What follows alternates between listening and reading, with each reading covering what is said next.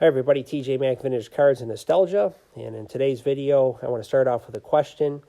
Now, do any of you have cards in your collection that you purchased mainly because of the design or photograph or image being depicted? Not the subject, so I'm not looking for an answer that says like a Hank Aaron or a Willie Mays. I'm talking about everyday type, more common players that really drew you in just because you love the image on the card. And I've been getting a little bit more into that lately just because it's just an area that I just find fascinating, is just some of the photography or imagery that was used in some of these issues over the years. And they're not always of the superstar players. And a lot of them are, but some of them involve players that are more everyday players that I just think are beautiful. And a good test for me of that is this example here I have of this Jake Gibbs card that I picked up last month. I have a Yankees case in my card room, and normally I would never add Jake Gibbs in there because he wasn't a prominent Yankee in its history. But I love the look of this card so much that I wanted to put it in my case. And whenever I look at the case, my eye is drawn to this card frequently because it's so beautiful. It's what I love about cards. I'm a big fan of the 50 to 52 Bowman issues, and they used a lot of these full body shots that were black and white photos that they airbrushed over. And I just love that they did this in the 62 Topps with this Jake Gibbs. It was not something that Topps did at that time. They used airbrushing. You'd see it on the Yaz card in 60 and 61. It's the same image, but it's an airbrush photo. And you would see it in other cards. You would see it in 61 and 62 and 60 especially. And it's something that that I really like on the cards, but this one particularly drew my eye because of that full body shot. And what's nice about it too is that the artist, you have the original copy. It's the photograph used for the card, but it's a one that I printed off my computer. But you can see that on the uniform, the Yankee pinstripes, but in the card, the pinstripes were left off. And I'm okay with that because it enhances the beauty of the card to me, because it makes it look so bright white against that wood border. And then you also have the black of the background of the stadium there. And I just think it's a beautiful card for that reason, and it's striking. And the other thing about it is my son had pointed out astutely, my oldest son, that it looks a lot like Roger Maris and not Jake Gibbs.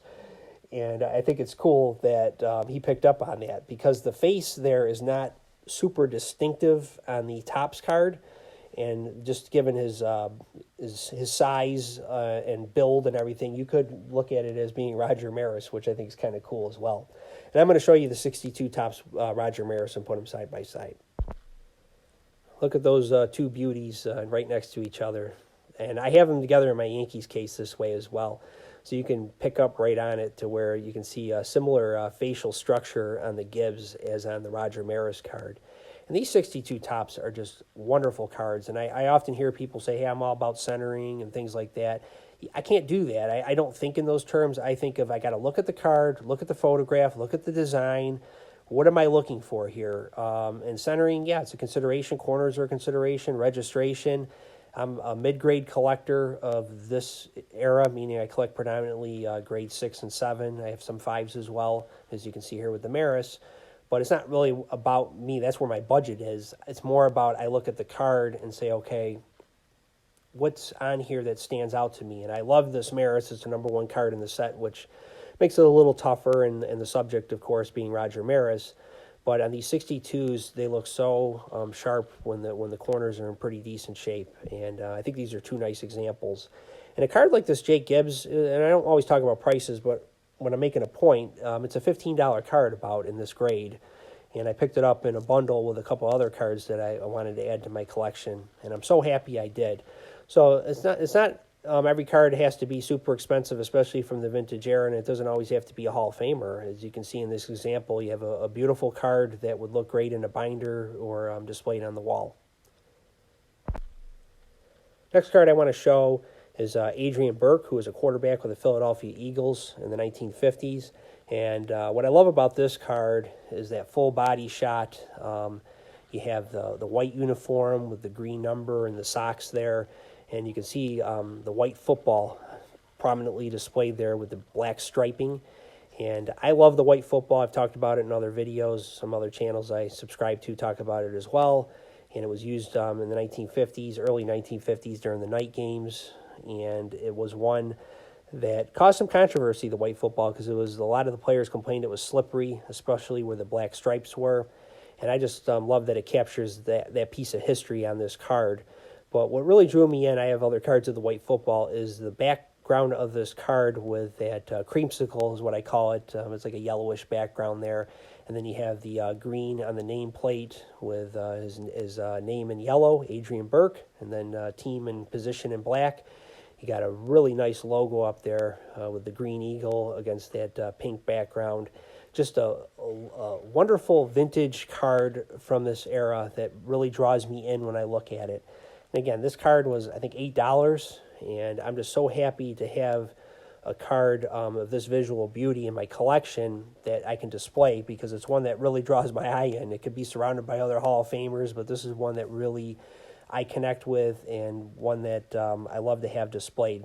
And I'm a big fan of 56 Topps in of itself. I'm more of a fan of the 55 Bowman, but there are some similarities where what I like that Topps did is they used a thinner white stripe or white outline there to really draw your eye to the player against that bright color behind him. Now in the 55 Bowman, they used a wider white, and it looks almost like billowy looking. Like I always say, like it gives them that angelic view and really draws your eye to the image. This is an example of Tom Fears, who was a Hall of Fame receiver with the Los Angeles Rams. He's also holding the white football there.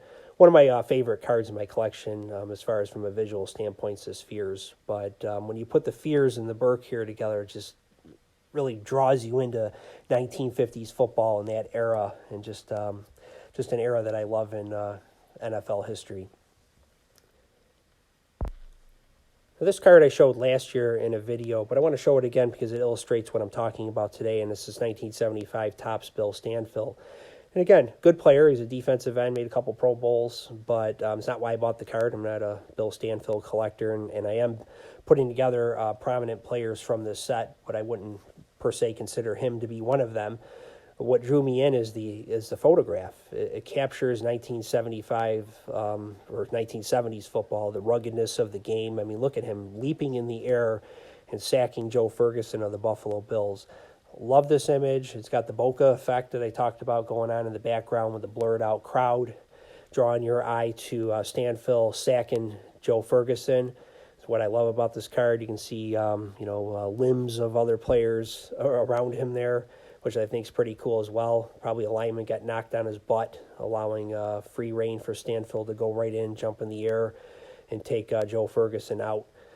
Love this card. Mid-70s football, I think, is very underrated for the photography that they employed at that time. Just a lot of nice action shots. Even some of the headshots, I know some people might criticize them, but they're very natural images of just players sitting on the sidelines and things like that. And when you pair them up with other cards, it makes for very nice displays and captures just the changes in photography that you were seeing, going away from the more pose shots consistently being used to more in action, or in-game shots might be another way of saying it, because some of them are just headshots, but they're on the sidelines and things like that. So it captures the feel for the era, reminds me of watching football back in the late 70s, early 80s, and just a card that I appreciate. So it's safe to say this is probably the first video that's ever shown these three cards together. And I just think they look wonderful. Talk about the different things that I enjoy about collecting being shown here. And I'm just real happy to be able to share them with you today. And then if you want, in the comments, if you want to, if you do have cards like that, or you're thinking of adding a card that isn't a big name player, but you just love something about that card, please share. I'd love to hear about it, and I will get back to you. Everybody have a great day, and we'll talk again soon.